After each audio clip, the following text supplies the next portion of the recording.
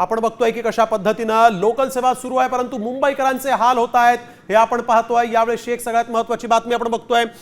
वैदई, थेट जाऊया दादरला। तू आता दादरमध्ये आहेस, काय दृश्य आहे? आणि या ठिकाणी आपण बघतोय शिवसेनेचे आमदार देखील आलेले आहेत। माझा सगळ्यात पहिला प्रश्न त्यांना असा आहे की इतका वेळ का लागला या लोकांना मदत करण्यासाठी? हा सगळ्यात पहिला प्रश्न।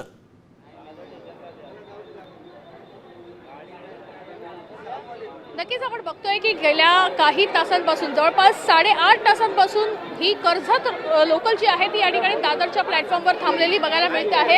आणि या ठिकाणी प्रशासनाचा एकही माणूस थिरकलेला नाहीये, त्याच्यामुळे निश्चितच लोकांमध्ये नाराजीचं वातावरण आहे। या ठिकाणी आपण बघतोय की स्थानिक कामदार सध्या या ठिकाणी काही खाण्याच्या वस्तू पुरवत असल्याचं देखील पाहायला मिळतंय। महेशजी, तुम्ही आज या ठिकाणी दाखल झालाय, काय नेमकं म्हणताय? तुम्ही लोकांशी पण बोललात?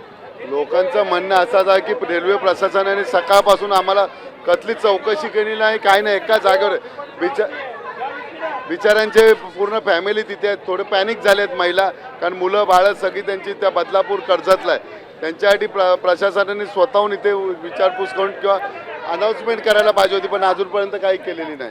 बरोबर, पण प्रश्न हाही आहे की या ठिकाणी प्रशासनाचा कुठला माणूस नाही आला। तुम्ही जेव्हा आलात तुम्हाला कधी कळलं जेव्हा हे अडकली आहे लोकल? एक 20-25 मिनिटापूर्वी कळल्यावरती लगेच आम्ही इथे आलो। पण तुम्ही संपर्क साधला अधिकाऱ्यांशी संपर्क साधतात त्यांना, म्हणजे मी DRM ऑफिसला आता पोलीस आणि सगळे यायला लागले। मी आता DRM ऑफिसला फोन केला, त्यांना ते म्हणतात की आमच्यापर्यंत मेसेजच आला ना। आता काय आम्हाला पण समजत नाही प्रशासनाला इतका वेळ लोकल एखादी थांबते त्याच्यामध्ये अगदी वैद्य आपण बघतोय त्यांनी सांगितलं। आता isakal.com आहे देशातील नंबर 1 ची मराठी न्यूज वेबसाईट। प्रत्येक अपडेटसाठी isakal.com ला नक्की भेट द्या।